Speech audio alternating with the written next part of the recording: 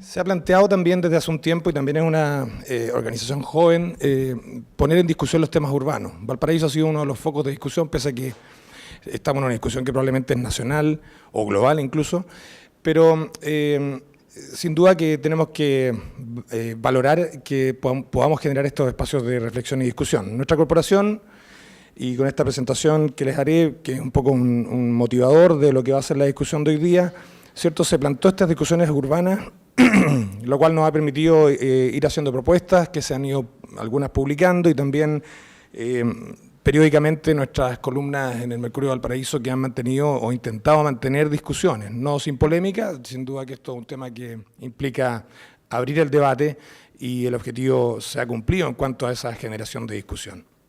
Ustedes también lo han podido ver en los medios, y estas reacciones siempre desde el enfoque de la ciudad, y obviamente también desde la descentralización y también desde la multidisciplina. Para comenzar, me parece importante entrar en cierta definición, ¿cierto? Cuando hablamos de infraestructura, calidad de vida y productividad, bueno, muchas veces olvidamos estos términos que parecen una palabra que está ahí dando vueltas, ¿no? Y nuestro país claramente durante los últimos años ha generado tremendas inversiones en infraestructura, donde según los datos que entrega el Ministerio, ¿cierto?, ha privilegiado la vialidad y los aeropuertos dentro de los que tienen mayores volúmenes de inversión. Pero para nosotros, desde la mirada multidisciplinar, ni siquiera voy a decir desde los arquitectos, porque esto no solo nuestra agrupación, sino que los problemas de la ciudad son claramente multidisciplinarios, y cuando no lo son generan otro tipo de problemas, está este debate respecto a competitividad y calidad de vida. Porque hay veces en que nos ocurre lo inesperado. Y esto, aunque parezca un mal chiste, lo podemos estar viviendo cerca, o en condiciones que, dada la experiencia internacional, cabe preguntarse si lo pudiéramos evitar. Respecto a la movilidad, como se ha dicho, ¿cierto?, la discusión sobre los habitantes y su movimiento en las áreas urbanas, tremendas discusiones. Aquí hay algunas exploraciones bastante iniciales, ¿no? Pero esta comparación de medios de transporte, donde se ve la cantidad de espacio de calle que ocupan la misma cantidad de personas en auto, en un bus de Transantiago y en bicicleta, y algunas aproximaciones muy teóricas sí sobre la contaminación que generan la cantidad de motores, y también la cantidad de contaminación per cápita, que son probablemente datos que también están acompañando la discusión sobre los tiempos de traslado. Y si ponemos solamente un dato relativamente dramático, para personas que en Santiago hoy día están moviéndose 1,5 horas por trayecto, y vamos haciendo los cálculos matemáticos, lo que significa esa acumulación de 3 horas diarias sentados en el bus, y que acumulan al año 720 horas, si las descomponemos en días hábiles, nos dan unos datos bastante preocupantes, ¿no? Que implica que tenemos casi 4,5 meses del año laboral eventualmente perdidos con esa estadística. Si bajamos el dato de 1,5 a menos, también vamos a tener probablemente menos acumulación. Pero esto, en la discusión que estamos sobre calidad de vida y competitividad, claramente causa una pregunta, porque con ese nivel de tiempo perdido sentado en el bus, empieza a haber una discusión también sobre nuestra capacidad de generar riqueza o de trabajar eficientemente. Gran parte de estas discusiones también plantean este desequilibrio que habitualmente ocurre cuando nos preguntamos el qué hacer, que está relativamente resuelto, pero no tenemos tan resuelto el cómo. Un buen ejemplo de esto es lo que ocurre, ¿cierto?, cuando establecemos que la red de metro regional debe crecer y unir el punto A con el B, y con el C y con el D, y donde las variables habituales de evaluación plantean el conectar un punto con otro y también los tiempos de traslado. Pero cuando vemos esto en el espacio, ¿cierto?, en los lugares donde ocurre, y planteamos transformaciones que puedan decir, en este caso, por ejemplo, el soterramiento de la línea férrea o un nuevo trazado que ponga disponible este suelo para otro uso, algunos ven aquí espacio público y paseos y parques, y otros ven superficie para contenedores. Y se ve un debate en que probablemente podemos reemplazar el A o el B por el A y el B, porque el diseño urbano lo permite. Y eso fue lo que ocurrió aquí, ¿no? La cuarta etapa Merval, en cierto tramo, se soterró y generó una ciudad, pero en otro tramo, este no es un ejemplo de Valparaíso, es un ejemplo en Lima, pero dramatiza esta decisión de unir A con B y tiempo de traslado con una decisión de diseño urbano que termina impactando el entorno y tiene efectos económicos también. Y también efectos emocionales, ¿no? La línea 5 del metro, lo mismo. su tramo en el parque, su tramo hacia el sur. O la larga discusión sobre Américo Vespucio Oriente, que también ha logrado poner en discusión lo que ocurre en superficie. Por tanto, hay más variables que solamente el reduccionismo de unir un punto con otro. Y un buen ejemplo que vamos a discutir más profundamente después es lo que ocurrió en este nudo vial de Estoril, en la Costanera Norte, donde diversas alternativas de diseño fueron debatidas para terminar resolviendo un problema que finalmente no era solo de vialidad, sino que también de espacio público, que terminó planteando un espacio público de calidad, acompañando la infraestructura vial y que evitó esto otro y sus depreciaciones. Además de lo que ha ocurrido en el ámbito, por ejemplo, de la infraestructura hídrica, ¿no? Este tema de haber reemplazado ductos subterráneos con captaciones de superficie por parques inundables. Sin duda que acá hay una discusión interesante en cómo ir reemplazando lógicas antiguas de cómo se diseñaban proyectos monofuncionales y monodisciplinares por una variación que finalmente termina beneficiando a la ciudad. Y el espacio público de la ciudad tiene este lamentable también desequilibrio. El 80-20, ¿no? Aquí están las plazas y las cercanías de plazas en el caso de Santiago, que demuestran que el 80% de la población solo cuenta con el 20% de la disponibilidad de áreas verdes con mantenimiento. Y ese desequilibrio también lo vemos en otros de los ejemplos que podemos ver a nivel mundial para ver cómo se han enfrentado procesos de transformación y cómo el espacio público ha sido una variante. Este es Barcelona 1910. Se parece bastante a Valparaíso de hace pocos años atrás, o por no decir el Valparaíso actual, los muros, las separaciones, la acumulación de carga.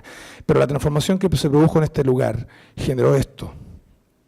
Y para que esto ocurriera, hubo soterramientos de vías, hubo traslado de la infraestructura dura del puerto y también hubo un criterio de ocupar con un porcentaje menor con edificación, ¿no? Sin embargo, nuestros enfrentamientos ante la oportunidad de reconversión de suelo portuario han generado como la ecuación inversa, ¿no?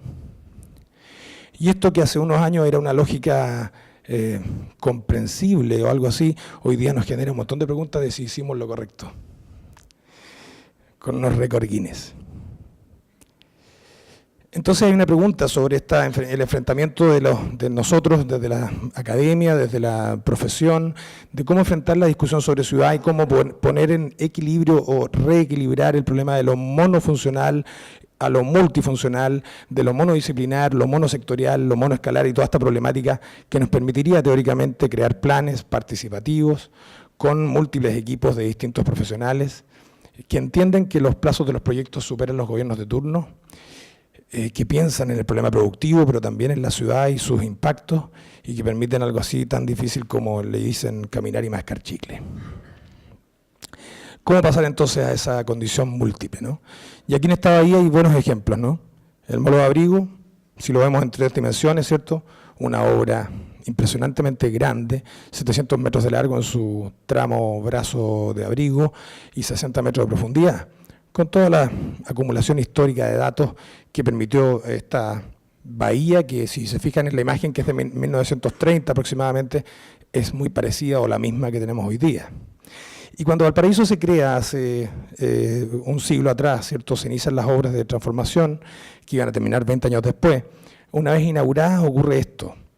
Estos son los datos estadísticos de movimiento de carga de Valparaíso en el centro en gris, y se ve lo que le ocurre a Valparaíso cuando aparece San Antonio en 1918. Y si se fijan, el más oscuro, el color gris oscuro, es la suma de ambos, de San Antonio y Valparaíso. Es decir, la carga, pese a las crisis mundiales, guerras mundiales, la carga regional sigue en ascenso, no obstante Valparaíso es afectado por la aparición de San Antonio. También uno de los factores que explicó el declive o este inicio de crisis, ¿no?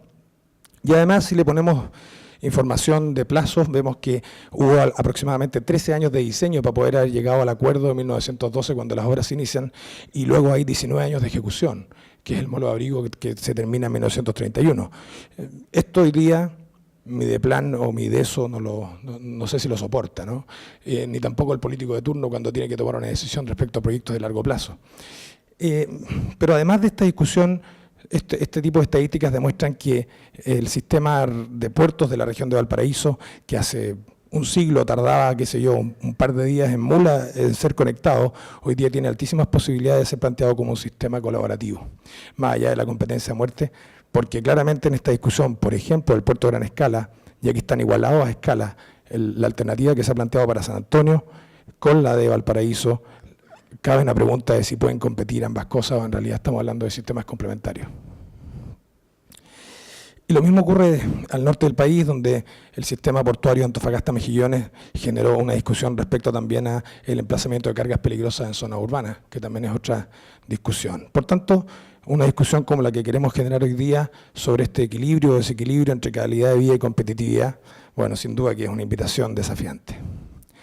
Estas imágenes muestran el Valparaíso del desarrollo formal desde la ciudad, y hacia arriba ustedes ven unas piezas amarilla, roja y azul y un violeta. El color tiene que ver con el año, pero lo que vemos aquí son la acumulación de ganancias de suelo al mar. O sea, una ciudad con un pujante, ¿cierto?, donde logra en 76 años crecer 76 hectáreas. O sea, una ciudad pujante donde las discusiones de hoy día sobre 10 hectáreas o 2 hectáreas de ganancia al mar parecen menos desafiantes de lo que hemos hecho hacia el pasado. Y un Valparaíso que además mantiene, ustedes saben, la precariedad de sus quebradas y toda la problemática de esa infraestructura ausente respecto a lo que le ocurre a los cerros y los riesgos de incendio que claramente siguen siendo amenazantes para el Gran Valparaíso.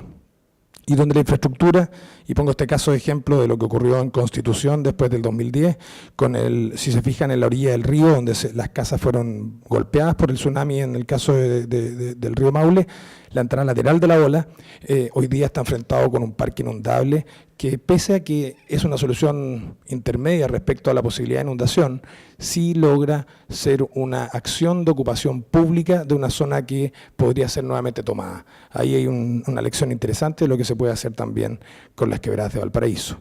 Y la discusión local que ustedes ya conocen sobre este intento de entender qué le va a pasar a esta bahía con los pronósticos de expansión portuaria, que también pensaron de una sola manera lo que podía pasar. Pese a que vimos el caso de Estoril, donde hay un montón de alternativas que intentaron solucionar el problema del impacto de la infraestructura en esta bahía, las alternativas que se trataron de plantear para decir si el puerto podía crecer de manera compatible con la ciudad no fueron muy consideradas y se fueron, mejor dicho. Porque el debate que hay en torno a la infraestructura, y en el caso de la portuaria, que en este caso es el no haber considerado la ciudad como una variable de diseño y haber diseñado como si no hubiera entorno. Y esto va mucho más allá de un problema estético visual. Esto es un problema también de que, considerando el caso barcelonés, con un diseño u otro de puerto se pueden generar hasta 40 veces más empleos y diversificar economía.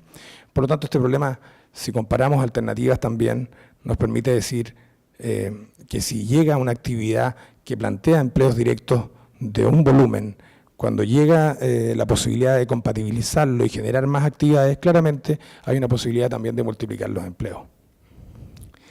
Y esto, bueno, hace pocos años era poco creíble que íbamos a entrar en procesos de recuperación como los que ocurrieron, pero el dato que nos da lamentablemente la aparición del Terminal 2 frente a la zona patrimonial es que edificios que habían sido comprados en un valor y habían ido ascendiendo en el tiempo, también eventualmente en el escenario del muro de contenedores al frente pueden ser depreciados.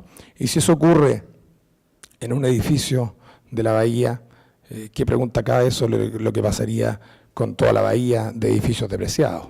En un contexto que ustedes ya conocen, riesgoso, quién sabe qué va a pasar este año, incluso también el calentamiento global y el aumento del nivel del mar, que generan variables de diseño que tampoco existían hace pocos años atrás, ni 15 existían, y que claramente nos ponen un desafío de que este problema no es un problema solo de los arquitectos, ni estético, sino que empieza a haber otro tipo de discusiones más profundas. Y esto es lo que ocurre en las calles también. Claramente una invitación a la co-creación, ¿cierto? Y si ustedes vieron el diario ayer, vemos que el diálogo no ha sido muy fluido, se siguen tomando decisiones, hay persistencia, y ojalá podamos caminar y mascar chicle. Y bueno, claramente persistir en este tipo de prácticas también demuestra que el apoyo local se pierde, ¿no? Y si hoy día queremos ser exigentes y críticos con las nuevas autoridades, perfecto, es lo que corresponde. Pero también cabe la pregunta de qué hacíamos hace un año atrás con las autoridades y si éramos tan exigentes. Como me tocó abrir, solo hago este agradecimiento a la convocatoria. Les agradezco esta invitación y el espacio de diálogo y ojalá será una jornada productiva de debate y discusión. Gracias.